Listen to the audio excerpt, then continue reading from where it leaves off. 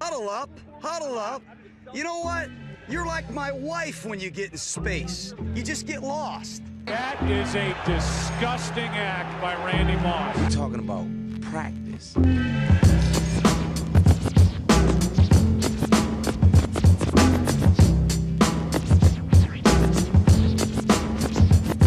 Can I kick it?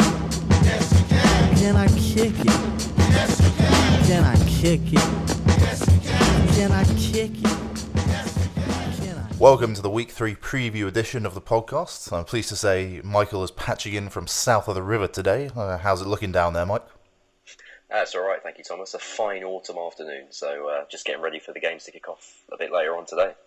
Excellent, excellent. Now the big story of the week to date is definitely the Cleveland Browns coming off the canvas to win their first game in over 600 days.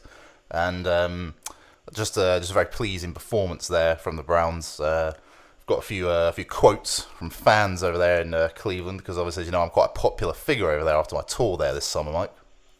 Cult hero, apparently. Yeah, that's what they're saying. Here's a quote. Downtown was mayhem. The stadium felt like we were in a championship match and we won the Super Bowl. Unbelievable.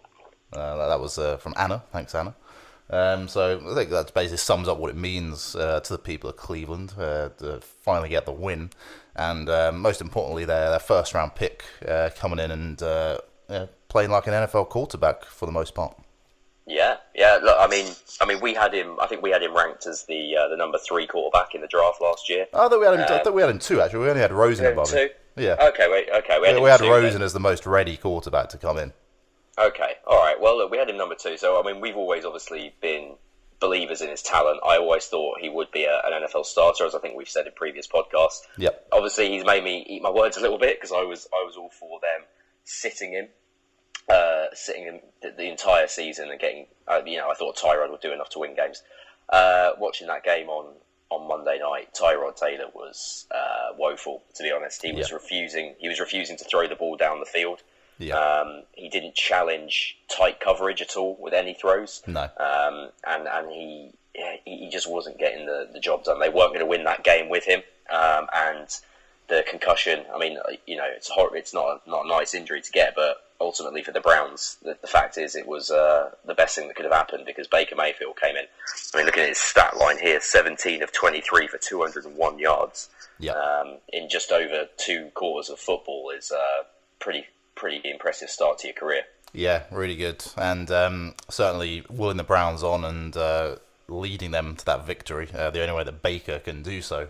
I know last week I put the case for Baker Mayfield. I might not have made the most convincing case, but I believe you did say that Tyrod Taylor had the same sort of leadership qualities you felt that Baker had. But yeah, for me, he just gave up on that game, unfortunately. There was potentially, he got a slight knock on the head.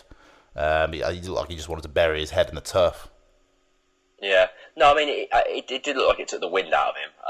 Not literally. I mean, sort of. It looked like it knocked him, and he was rattled by it. Which, it's understandable to an extent. I think really the story is less about that, though, more about as I say, the willingness to challenge the defense down the field. Yeah. I mean, Mayfield threw some absolute lasers. There was one throw down the seam to Jarvis Landry, which was literally the only place you could put that ball for Landry to catch it, and they right above the defender's helmet, perfect back shoulder throw, and Landry made a great catch. And we know Jarvis Landry; he'll make those catches for you. He's he's a the hands of steel. Yeah, you just got to give him a chance. I think Callaway and Njoku, the likes of that, can really benefit from people. From quarterbacks giving them opportunities to make plays, rather than saying, look, you've got to be totally open before I throw it to you. Yeah. I mean, Mayfield, having said all that, he played fantastically. The Browns deserved to win the game. Again, Sam Darnold looking a little bit iffy in this game.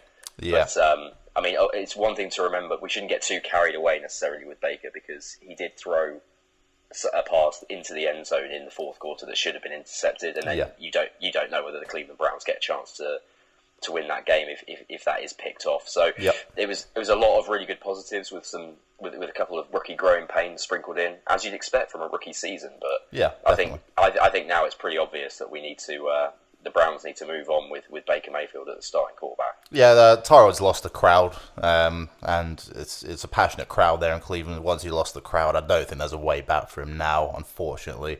Like you said, I did think he would stay the season there, at least maybe do a Alex Smith role, mentor up the prodigy Patrick Mahomes, in this case Baker Mayfield. But yeah, I think he's lost the crowd now. It's done there. The Browns 1-1-1, I should say, and yeah, looking decent. They've got that first win on the board. We're now going to talk about some teams that have impressed us the most and are sitting at 2-0. Teams that we weren't. I mean, there's certainly one team here that neither of us gave a chance to do much this season. That's the Cincinnati Bengals, Mike, sitting there at 2-0. Fairly decent wins on their resume so far. And they're going to Carolina this week. That's definitely another chance for them to go to 3-0. I know we touched on it a bit last week, but really what they've got Dalton doing with the football now and that simplified offense is working wonders for them. Yeah, they've had a really positive start to the season. Totally surprised me. I thought they'd be down in the basement of the AFC North with the Cleveland Browns, but they've come out firing at the start of the season. That defense is playing really well. And I give them we'll talk about it in the spreads later, but I give them a chance against the Panthers because the Panthers never blow anybody out, and that Cincinnati team at the moment is set up to win close games. They throw it conservatively, off a lot of play action. They move you around they move the quarterback around, bootlegs. He's mobile enough. Andy Dalton He's not like a Wentz or a Newton where he can actually hurt you with his legs, but he can move around enough. And it's Joe Mixon is the big loss for them this week. Apparently he's not going to be healthy to play. So that means they're going to have to lean on Gio Bernard, which is not ideal. So, but yeah, look, I've been thoroughly impressed with them, and as I think I've said last week, Marvin Lewis deserves a huge amount of credit because I thought it was game up for him there in Cincinnati. Yeah, it's big getting a healthy Tyler Eifert back with AJ Green. There's two legitimate red zone options that Dalton can just lob the ball up to. Again, we touched on it last week. I won't go into too much detail, but the fact that you've got Andy Dalton not having to go through read after read and just give him a bit of license, just chuck a ball up every now and then is good. Just make a simple call on whether to pass or run out the RPO, and that's something they potentially could have gone to earlier in his career. I think they finally realised who Andy Dalton is now. But hey, it's working out for them. So all the credit to Cincinnati. Yeah, and people forget with Andy Dalton that he actually had a couple of very impressive seasons under Jay Gruden when he was the offensive coordinator there. So that's a good point.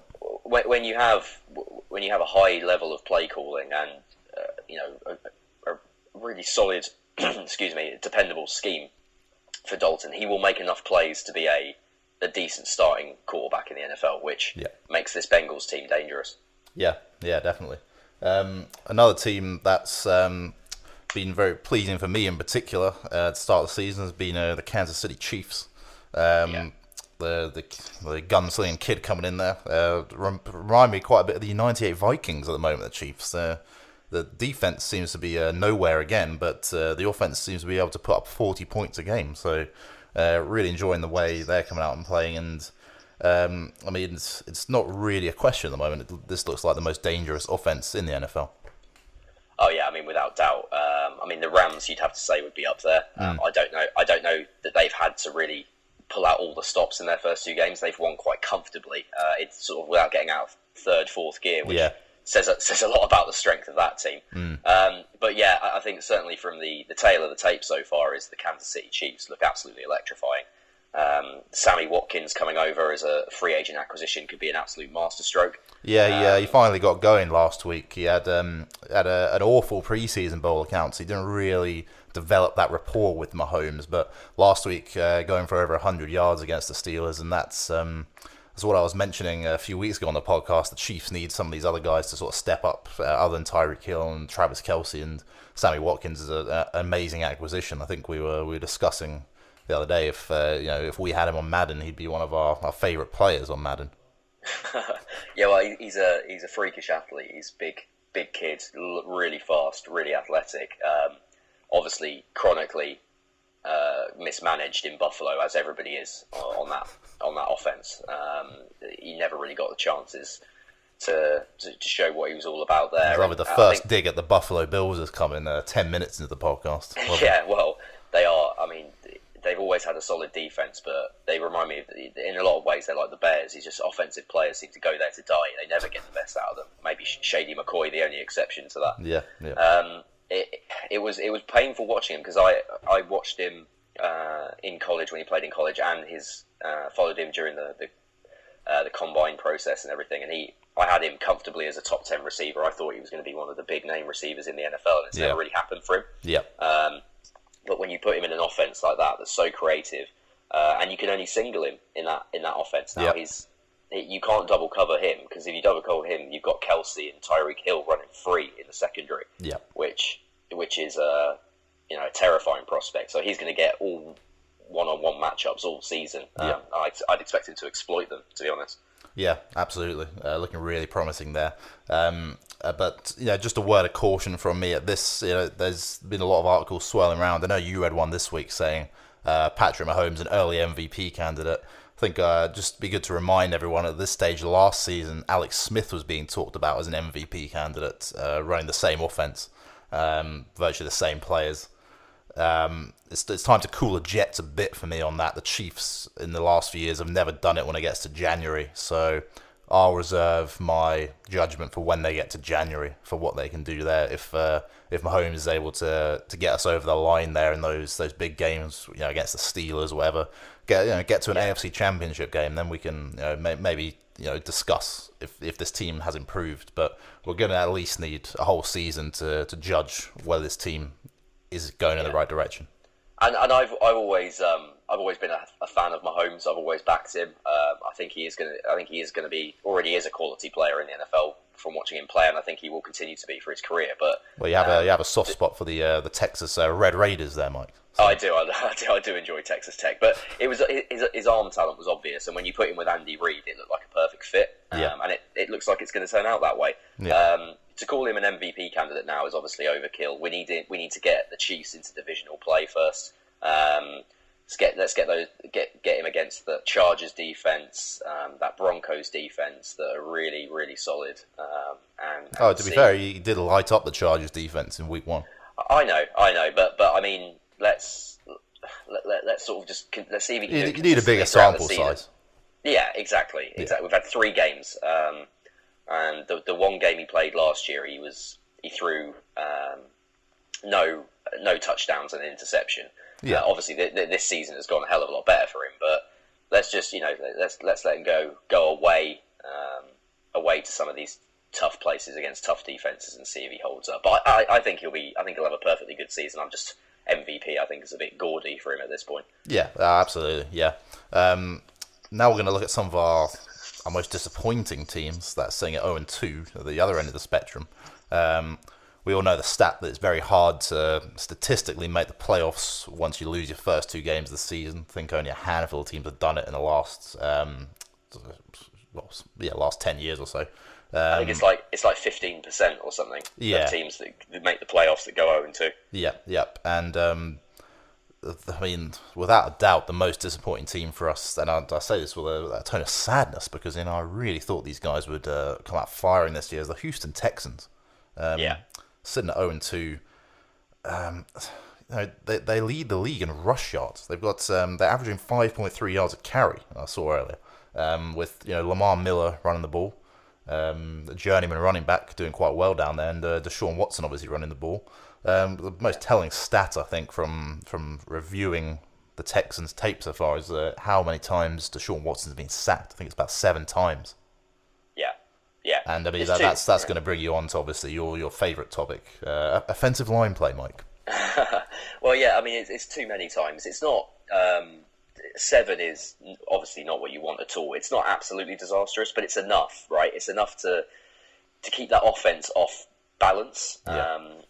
I think there has been some growing pains with Deshaun Watson coming back. I think watching him last week, watching the extended highlights, I managed to get a look at them, that he holds the ball too long at the minute, and I think that could be a product, as I say, of being out so long, being a bit nervy, bit tense when he's coming back. I think he'll get back to the level where he was playing with that confidence that he was last season. And I think they'll still have a good season, but I have been surprised by how poor they've been. Yeah, I suppose it's worth saying they've had 2 road games so far. The first was in New England. We could give them a pass on that. The second one in Tennessee there, but just a bad day out. So I suppose once they get back to the dome, and they can sort of unleash those offensive weapons, I'm hoping they get a bit more success. Yeah, and that Tennessee Titans game was very, very close as well. So I think they will pick up. To me, the interesting thing is, as you've mentioned, the offensive line, which is a great shout, but also the defense. They should be better, really. They should be. Obviously, you've got Tyrann Mathieu coming over there. You've got Jadeveon Clowney, JJ Watt. It's a ferocious unit on paper. They're just not playing like it at the minute. By all accounts, Clowney's playing hurt. When is he not? He's perennially injured. But, there's going to be a case soon. Just call him a flop, I'm afraid, because he's had one good game in the playoffs, I think 2 years ago, where he sort of dominated that game. I think he even got an interception in that game. He was all over the show. And he's, that's the one game that he's turned up for me in his NFL career. So he's getting close to being a flop. Yeah. Clowney? Oh, no, last 2 years he's been phenomenally good. Last 2 years he has. Yeah, he's probably been one of the best run defenders in the NFL the last couple of years for an edge player. He's not maybe exploding with 10 plus sacks every year like you thought he would when he was at South Carolina, but he's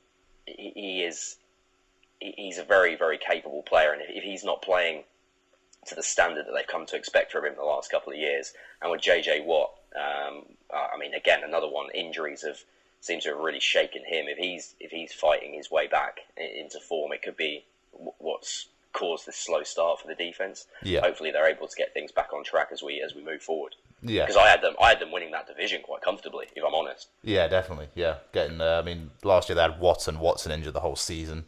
Even if they're not 100%, they're still playing this season. So the case has to be made that they're simply just underperforming and that they've been disappointing. I know their first pick in the draft this year was a round 3 pick, which they took Justin Reed out of Stanford, a good safety, certainly, but didn't address the O-line at all. I suppose when you're picking down in 3, you can't really address the O-line with a standout tackle straight off the board. But it's you could think what they gave up for Osweiler back in the day. They gave up a few picks for Watson as well, which worked out nicely for them. But I think that Osweiler decision is still looming over them. If they could have plugged that line in the last 2 drafts with 2 good first round picks, we might be looking at a team that's not 0-2. Yeah, it just goes to show. I think I mentioned on this podcast last season quite a lot was the difference in the Eagles once they strengthened in the trenches. You can have all the pieces and the accessories around the perimeter of the game, but when you really to dominate and win games, you have to be strong up front, strong D line, strong O line, and at the minute, as we've been discussing, the Texans aren't playing well on either front. So I think that's going to cause them issues. As I say, you see it with the Eagles, the Panthers that year that they went to the Super Bowl. Cam didn't really have that many weapons. They were just destroying people up front, both on mauling people on offense and just getting there with 4, rushing 4, and dropping everyone else into a zone on defense. So I think it goes to show really that the construction of this team might be fundamentally flawed in that they don't have the strength in the trenches to get the job done. Yeah, that's a great point. Another disappointing team for us has been the 49ers. So a bad loss last week to an average Lions team at home. I don't give these guys a shot to make the playoffs. I don't really think they'd be a playoff team off the bat, but I thought they could be a 500 team. It's a bit of a juxtaposition, a bit of contrast to what the Texans are, because the Niners have strengthened their O-line. They've got McGlinchey this year, A few other first-round picks on that line. Really good looking O-line. Decent D-line as well. But Jimmy G just doesn't seem to have anyone to throw the ball to. I believe it's Pierre Garçon is their number one receiver. They've been throwing to the lad Pettis quite a lot. I think he's their leading receiver, Pettis. Garçon is the big name on the outside. Pettis is working out the slot there, is he? Pettis, and he's number 2 and out of the slot as well. Yeah. So he's making a name for himself. I think the issue with the 49ers at the minute has just been they've got themselves into 2 close games and they haven't been able to finish. Which is very surprising. Jarrett McKinnon's a loss for them. He'd be a really useful scat back in that Shanahan offense. Losing him for the season to a knee injury was a bit of a blow for them, to be honest. They don't invest in the running back position. It's a bit bizarre. They seem to think they can get by without one. They just let Carlos Hyde walk, and it's a very bizarre decision. That's always been that's Shanahan philosophy 101 though. His dad never invested in running backs as a coach either. They take them undrafted, take them low. You know what he did with Terrell Davis in Denver, Alfred Morris in Washington. They take these undrafted guys and they build them into superstars just using that zone running game, finding guys that have run a similar scheme in college and just plug and play them. It hasn't. Really, Jimmy. The big thing is Jimmy G's made the mistakes this year that he wasn't making last year. I did, unlike you. I think I was slightly higher on them. I thought they were like a sort of a 10-6, potentially a playoff team. The thing is, last season when he went in that run, there was no pressure on him at all. You could see he was loose. He was playing free. I think now he is plugged in as the official number one. He's got a whole season. He might just be feeling the pressure a bit more. Yeah, maybe he got paid as well. He got the big money. I don't know. It wouldn't have struck me as somebody that would relax after a big payday, but I don't know. Maybe that's happened. He's out of California now. Yeah. I guess what you got to remember is one of the games was away in Minnesota. Now, I don't know how many teams are going to go into Minnesota this season and beat them. Not very many, I would imagine. So that's kind of excusable. Some talent on the defense potentially being mismanaged. They've got high picks here with Solomon Thomas, DeForest Buckner, both really good college players. But I believe you were telling me earlier there were 3 technique ends in college. Now they're playing a 4-3 front. Yeah, they're playing different roles than they were in college. So DeForest Buckner came out of Oregon, and remind me of the other. Solomon Thomas at Stanford. Solomon Thomas out of Stanford. Yeah, they were inside pass rushers in 3-4 defenses. 3 and 5 techniques. Now they're playing defensive end in a 4-3, which is it's more of a nickel these days, I guess, with the extra DB in. So it's more of a 4-2-6. But the bottom line is they're not explosive edge rushers. I was watching last week Curtis Marsh, who's a kind of like a depth guy, a special teams guy for the Seattle Seahawks the last 3 years, was playing a hell of a lot of snaps. I think he might be their leading sack leader with 2, I think maybe. He's getting the job done, and they've invested very highly in those defensive ends. It doesn't look particularly like they're a scheme fit, which might be causing some of the growing pains for that defense as well. Yeah, absolutely. So things are going slightly awry doors there in San Francisco. We're now going to go on to our the biggest pretenders of the season so far. Teams who are 2-0, but the teams that we don't really believe in. Now, I'm pleased to say that about this time last year, we sat down here and we called the Baltimore Ravens out early doors as pretenders, and just a great pick from us there, Mike. Yeah. Well, we try and get some things right. I mean, that was fairly obvious last year, but these ones aren't perhaps as obvious. But hopefully, we're on the mark again. Well, we'll take a punt. The Denver Broncos, 2-0. They've they took care of the Seahawks, beat the Raiders in a close one. 2 home games, I might add. They're always going to be relatively hard to play. They're at home. Good crowd there in Denver. But yeah, Case Keenum has limitations at quarterback. They're relying on the undrafted kid, Terrell Davis 2.0, to come in. I think he's basically beat out Royce Freeman now for that starting role there. But that's, fair play to the kid. But I'm not sure how long that's all going to last there. No, I think we're going to see some deterioration as the season goes on from this team. Case Keenum, as you say very accurately, very well, he has limitations. Yeah. And honestly, he's not even playing at the level that the Vikings got him to last year. He's playing below that level already this season. They've got away with it so far, but I don't think they're going to get away with it for long. Yeah, they're going to have some tough divisional games. Obviously, got to play the Chiefs twice still. They'll travel to Los Angeles and Oakland, so tough. And the thing to remember about Case Keenum is he did have a good season last year, but I mean, what defenses was he playing in the NFC North? The Packers were woeful last year on defense. The Bears had everybody hurt. Yeah.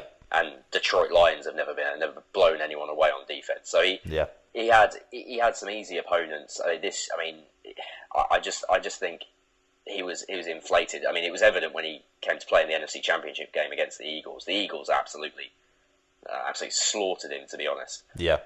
And he looked he looked so rattled in that game. And to be honest, that's kind of carried over into this season a little bit. He does look like a deer in the headlights a little bit at times, and against better opponents, they're going to make him pay for that. Yeah, absolutely. They've still got a decent enough defense there. They're a very good defense, I believe, as we discussed a few weeks ago. Got Von Miller there. They managed to add Chubb as well, so that's a frightening combination, to be honest, off the edge. Yeah, they've lost their cover guys though. Don't forget that they've lost Aqib Talib, etc. I mean, they've still got Chris Harris there, which is the main thing because he's their shutdown guy. But that secondary has been depleted over the off season, and I think against a sterner test potentially, they might come unstuck. I mean, last week Derek Carr absolutely shredded them. Yeah. Statistically, Derek Carr's game was very good.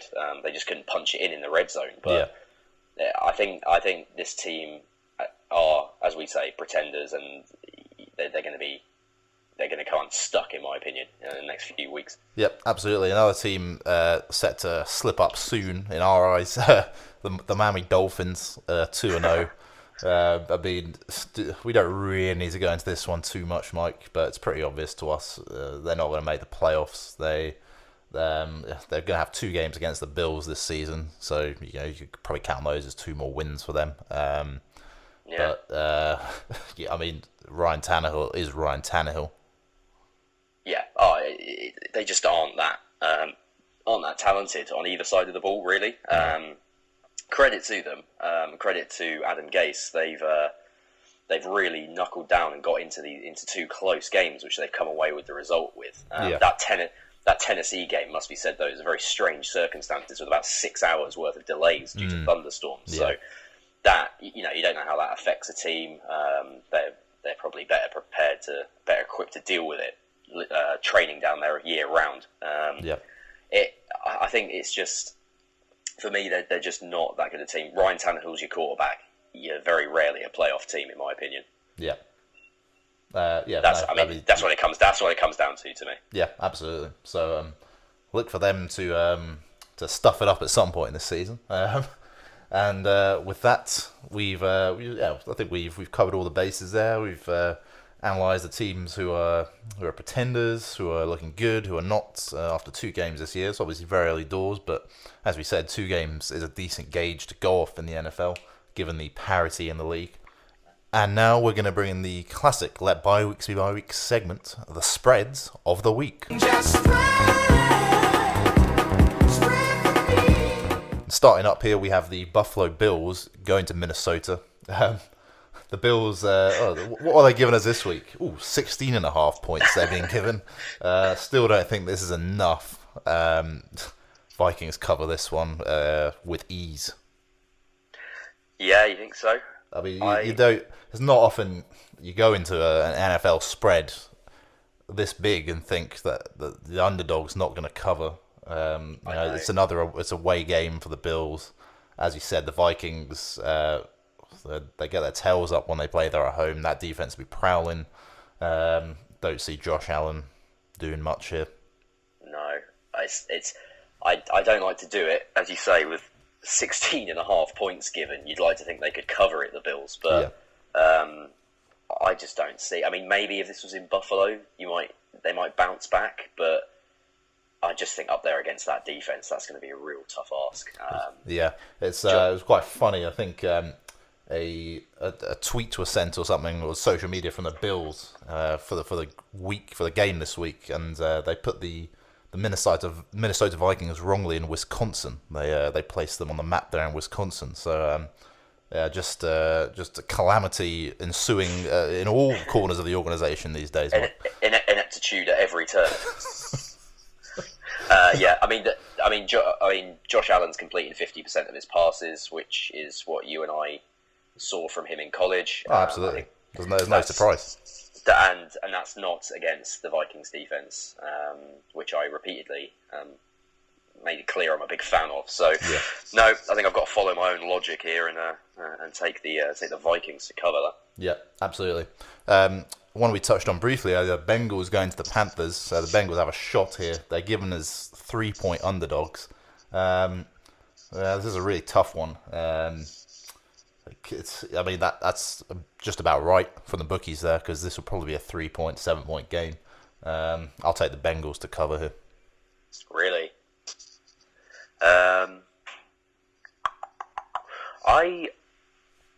I think this is the Bengals' first really stern test of the season. I'm going to say on the road in Carolina that the Panthers cover. And give them a little bit of a shock. The Bengals. Yep. Their first shock of the season. Okay. Yep. That's fair enough. I think it could go either way. If ever I think that, I'll just take the underdog just to be safe in the NFL. The Denver Broncos are going to the Baltimore Ravens. Two teams we've touched on briefly. Given what we said, obviously not a game that either of us will be following with any interest. Not particularly, no. But the Broncos come in as 6-point underdogs, going to Baltimore. This is one where I can maybe see the Ravens defense having a better day than what they did against the Bengals. Absolutely. Being able to shut down their running game. Coming away with a win. Probably take the Ravens here, actually. You take the Ravens to win by more than 6? Yeah. No, not for me. No, I don't think so. I don't like either of these teams, but they both have very respectable defenses. And when you're in that kind of game, it's not often a 6-point margin. Yeah. So I think I'm taking the Broncos to cover. Only because it's going to be a really tight affair, not because I have any great affinity for the Denver Broncos. yeah, that's fair enough. Ravens win a close one for me there. Yeah, I think the Ravens potentially got like you said with the Bengals. I think that game affected both teams. I think the Ravens got a bit of a kick up the arse, wake up call there in that Bengals game. They come out here with a home game. The defense is firing all cylinders, and they're able to create some takeaways against Case Keenum and win this one by more than 6. Definitely. Yeah, definitely. But I think Flacco's going to throw it to Denver a few times as well. So. Absolutely. That's we can never account for Joe Flacco. So Joe Flacco. Joe Flacco. The Packers go to the Redskins. Fairly decent game on the cards here, I think. Here. Got Rodgers against Smith. The Redskins 2.5-point underdogs at home.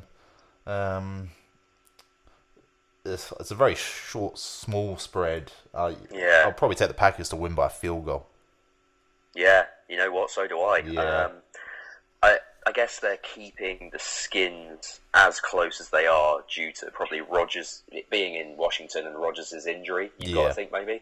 Probably. Although from last week, he still seemed to be able to throw the ball all right. He just looked a bit clunky moving around. Well, as I said last week's podcast, I think that could actually suit them because he can't do his normal act of running around in the pocket trying to create crazy plays. He's just going to have to step in and just throw it. Yeah. So I think the Packers, by more than 2.5 points, Packers cover. Yeah, absolutely. The Colts go to your Philly Eagles. The Colts come in as 7-point underdogs.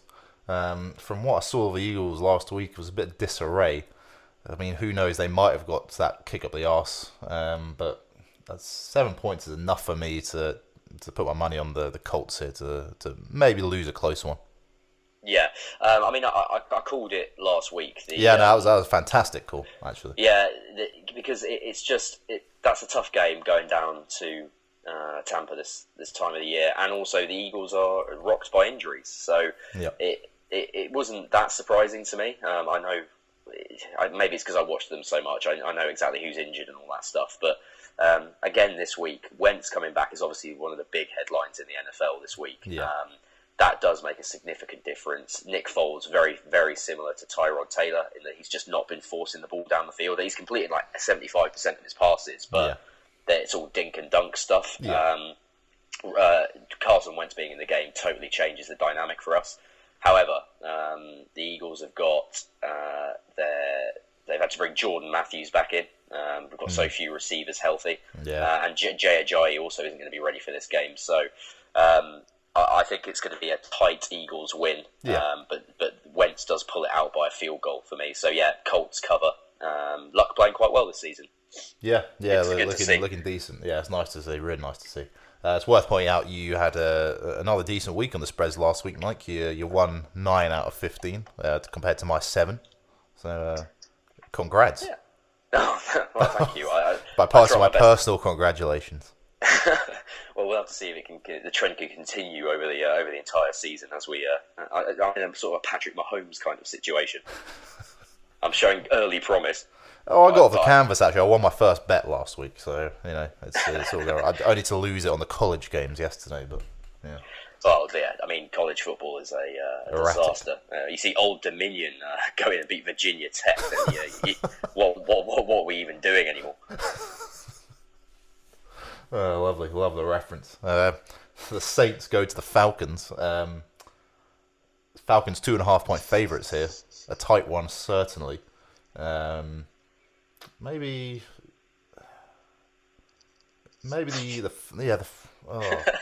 It's a horror show. This I was looking at this earlier in the week, and I was thinking about doing this segment with you on the podcast, and I thought I have no idea what I'm going to do with this. No idea.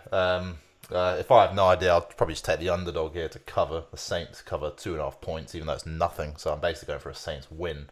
What I would take on this game is potential look at the over/under points scored, which is 53.5. Over for me. Absolutely over. Yeah. Yeah. Falcons defense is both. Come on, let's be honest. Both defenses really not living up to the hype so far this season. It's in the dome. It's in the Falcons dome. Both teams have a dome, which gives them an advantage. The Saints have been terrible. Yeah. So I don't really know. I mean, fortunately for the Saints, Drew Brees and Michael Thomas are playing out of their minds. But the Saints would have made it onto our most disappointing list had they not just scraped by against the Browns last week. So we're still disappointed, obviously. Yeah, well, I mean, you look at the talent on that offense; it shouldn't really be close in a lot of games for them. They should be blowing people out. Yeah. Missing Mark Ingram, interestingly, that didn't really get talked about, his 4-game suspension, but they do look like Alvin Kamara has played well so far this season, but they do miss that element to their offense, that power run game. Yeah. Which I think was an underrated aspect of last season's performance. So yeah. Without that, especially going away to a division rival, missing your power runner, that's a tough thing. So I'm going to take the Falcons at home. Okay. To cover. Not happy about it, but what are you going to do? Could be anything here. Got to pick someone. Yeah, absolutely. Here we have the Giants going to the Texans. This is the Texans coming as 6-point favourites at home. This sounds about right to me, but if they win it maybe by a field goal. So I'll take the Giants to cover the 6 here. I think, given what we spoke about earlier, I think the Giants have enough to score, say, 20 points on this Texans team, and then it's up to the Texans offense to see what they can do. But certainly happy about the Giants covering. Yeah, my gut says Giants cover here as well. They've been woeful. I saw an article on NFL.com this week. Gil Brandt was a former Dallas Cowboys executive, was saying he called the New York Giants to win the NFC East, which I don't know. Wow, that's why he no longer works in football. In a front office. It's very clear to me this team's always been fundamentally flawed. Well, maybe the Dallas Cowboys have been still listening to him by the way some of their drafts have gone recently. Yeah. Maybe so. I don't like the Giants. I think they're the worst team in the NFC East, as opposed to my good friend Gil. But I think they will do enough to keep themselves in this game, and the Texans aren't in the mood really to blow anyone out at the minute. No, absolutely, yeah. Happy to cover that one. The Raiders are going to Miami, and this is one where I see the Raiders. I'll call for the wheels to come off Miami here, actually. Raiders cover the 3-point spread. They come in as 3-point underdogs. I'll probably take the Raiders to outright win, but happy to take them 3 points. Yeah, absolutely. I think this is a must-win now for Oakland as well. Yeah. Miami will be just surprised they're at 2-0. I know it's in Miami, but I think Raiders come in and do it. Get off the schneid for this season. Well, there's no real home field advantage at Hard Rock Stadium, so no. Well, as always is the case in Miami, the university is a better atmosphere at the U's games than it is at the Dolphins games. I think that's a great call. I think John Gruden starts to right the ship a little bit here. Yeah. We have the Niners going to the Chiefs. Chiefs start as 6-point favourites at home. And the Chiefs cover this for me. First game at Arrowhead. Crowd's going to be loving, really riding this hype at the moment. And the Niners are going to come in there and not be able to live with the Chiefs here. Chiefs can, as we spoke earlier, the Niners defense not playing particularly well. Chiefs score over 30 points here for me and do the job, cover the 6 points. I am going to disagree with you slightly. I think the Chiefs will win this game. Maybe not, actually. I could see the 49ers winning this. It would just be typical. Do you know what I mean? It would just be like everybody's on this Mahomes bandwagon. Everybody's talking about the Chiefs being the best offense since the '98 Vikings potentially. Yeah, it would just be typical for the Niners to come up here and cause an upset. Yeah, I just don't think they have enough. The Niners, they don't have enough to live with the Chiefs at the moment. Yeah, if the defense won't be good for the Chiefs, absolutely. But if what happened last week was that Mahomes launched 2 touchdowns in the first 10 minutes of the game. If that happens this week and the Niners find themselves 14 down, I mean it's game over. Yeah, I mean the Pittsburgh Steelers defense was absolutely anemic last week though.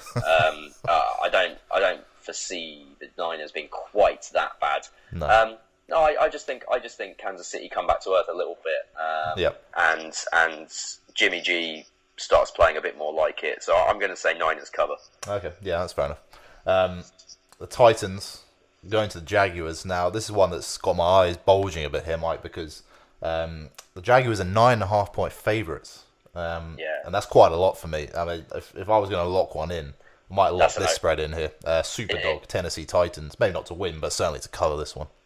Yeah, absolutely, I agree.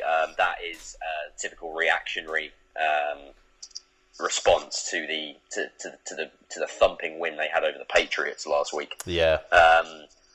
I can see this being Tennessee can run it. I mean, the issue is can Gabbert keep it that close? That's the question. Well, he arguably played one of the best games of his maligned career last week.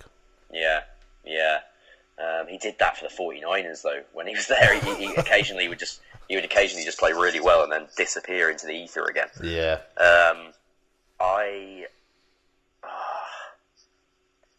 can see Jacksonville destroying Blaine Gabbert, but do we know if Fournette is fit for this game? No, actually, let me just check on that one.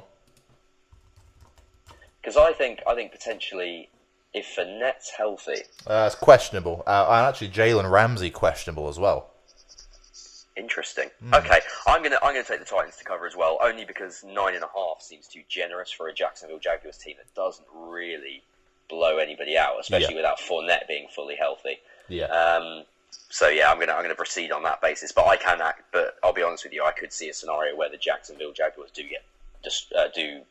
go on a tear here. Yeah, it depends if the Titans can keep it close up until halftime or into the third quarter. Then I'd be happy to cover the spread. They just can't get down early in this one. They can't have Gabbert throw a few bonehead picks straight off the bat. No, and they need to confuse Blake Bortles, because even though he's playing, respect to him, he's playing the best of his best football of his NFL career. From the playoffs last year to the start of this season, it's been very good, but I still think it's Blake Bortles. I think you can confuse him, and you can rattle him still. So I can. Yeah, I'm going to go. As I say, I'm going with the Titans to cover, but I can see a scenario where Jacksonville will really get on a roll and blow them out. Okay. Yeah, well, both had the Titans there then. The LA Derby, not really much of a derby game. Two rather woebegone. Well, I wouldn't say woebegone, but just flimsy fan bases here. The Chargers going to the Rams, and the Rams are 7-point favourites. I think it's a close game, and I think the Chargers cover this one. I think, the Chargers had an easy win against the Bills last week. They didn't look great against the Chiefs first up, but I think it's probably time for the Chargers sort of get their act together a bit, and even if they don't win, they cover this one. I don't know. As you know, I'm really high on the Rams. Yeah. I've said they're the best team in the NFC. I'm now thinking they're the best team in the NFL. They match up very well with this Chargers team.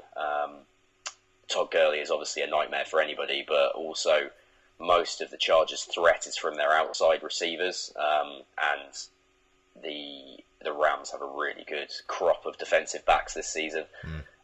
Lockdown corners, so I can potentially see the Chargers struggling on offense. When you make that Chargers offense one-dimensional, I think it's fairly easy to bottle them up. So I'm actually going to take the Rams to cover that. Okay. I think the Rams will score their customary 30+, and I don't see Chargers getting much over 20. So for me, that means more than a 7-point win. So all right, I think the Chargers have to get this together at some point, and they do have enough threats out wide for me to match up well. I think Keenan Allen healthy is big for them. They've got the big fella Mike Williams working out the slot, which is a good matchup really against anyone in the NFL. So I think they do enough here to keep this one tight. Okay. The Bears are going to the Cardinals, and the Cardinals coming in 6-point underdogs at home. Now this one's just there to tempt you, because I don't think Arizona can be as bad as they have been, but at the same time, I believe I said in the first podcast, I've sort of bought into this rejuvenated Bears defense now. So yeah, if I had to choose, I think the Bears cover the 6 here. This is a horrible one for me. Yeah, I mean, they've given you 6 for the Cardinals at home in University of Arizona Stadium. It's normally a good atmosphere there. That defense on paper is very good still. So it should in theory be a close game. The trouble is, Sam Bradford looks appalling. Yeah, it's David Johnson hasn't got going at all. No. It's similar to Tyrod Taylor in a way. I'm not sure Bradford sort of wants to be there by looking at him. I think he knows. I mean, yeah, I think he knows he's only doing a placeholder job until they can get Rosen in. Yeah. But I mean, fair enough. It's a hard job to be given. I suppose it's not the easiest thing, but you're a professional. You got to deal with it. I mean, that offense looks completely inept at the minute.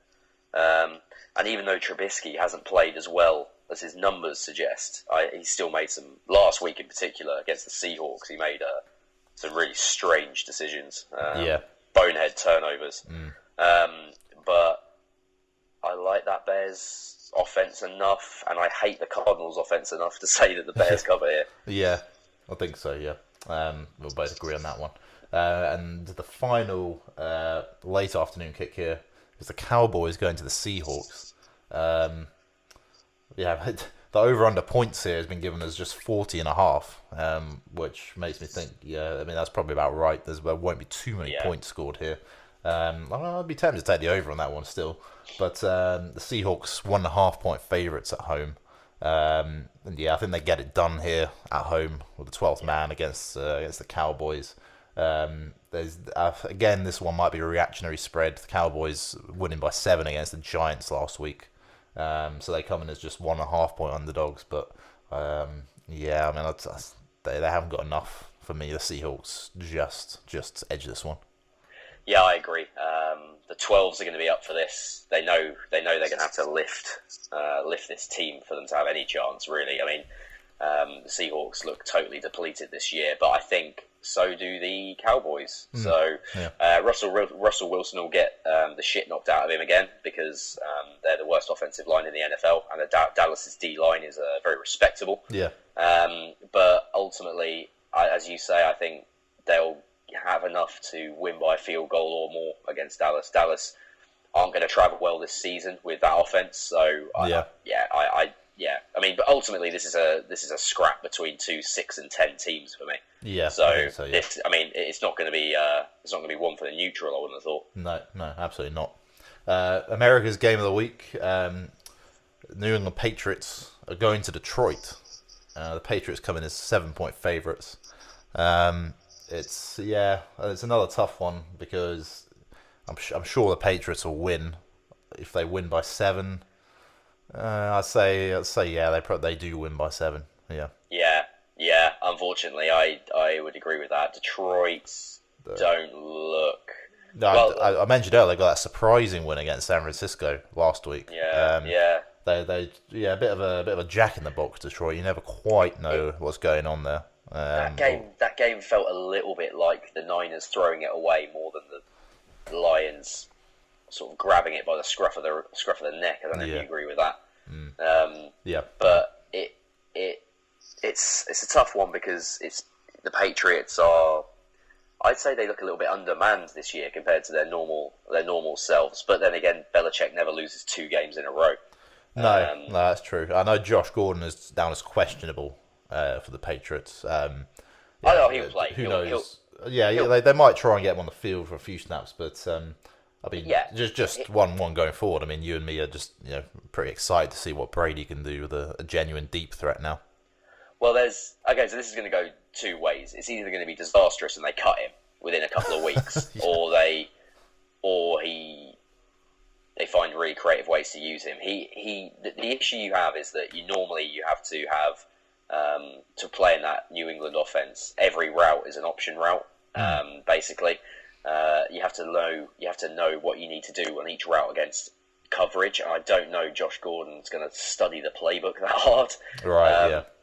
But if they just say to him, look, we're gonna make it very simple just for you. We'll give you some, which is what they should do for me. It's like we're going to throw slants, go routes, and outs to you or something, and that's all really we're going to do.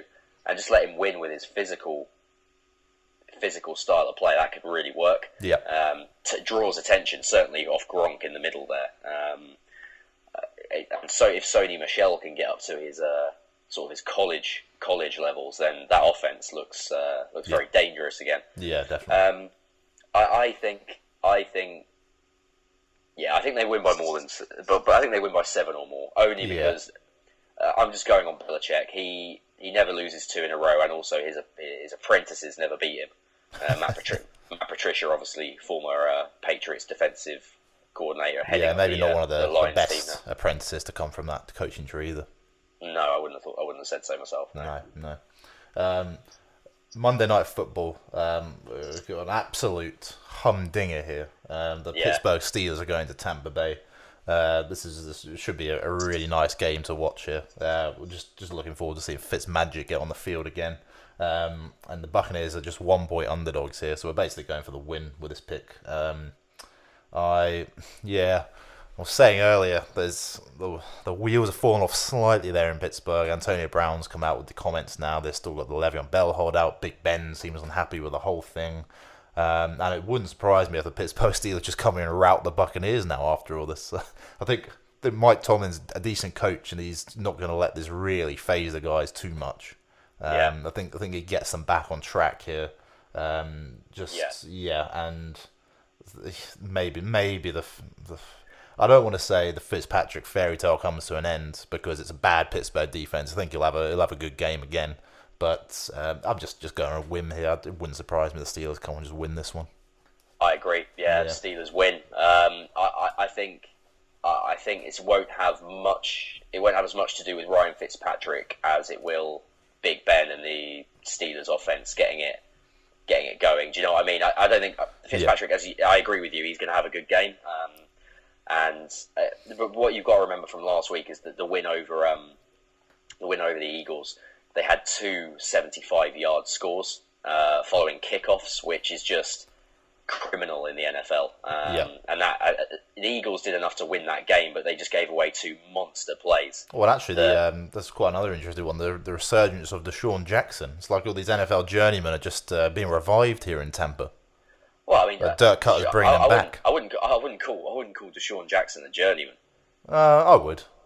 No, he's got the most plays over 50 yards. Something I can't remember the exact stat, but he's up there in the top 2 or 3 players of all time with the most plays over 50 yards. Oh no, yeah, not disputing that. I just think he's become slightly, he's gone to the shadows the last few years. Whether rightly or wrongly, people have sort of just forgotten about him a bit. Yeah, I mean, he did quite well when he was in Washington. You're not going to get the most out of him with Kirk Cousins, though, at quarterback. I mean, he's not going to throw you a deep ball, is he? Anyway, the point being is, it's just nice to see him paired with Fitzpatrick. Actually, it's quite a nice combo. Actually, it's something maybe a Madden dream would be made of for us. Yeah, exactly. What's the over/under points wise here? Yeah, so it's 54. So I'm comfortable to take the over on this one. Yeah, I am. I think it's going to be a high-scoring, tight Steelers win. Yeah, I agree with that, absolutely. And that concludes the spreads of the week.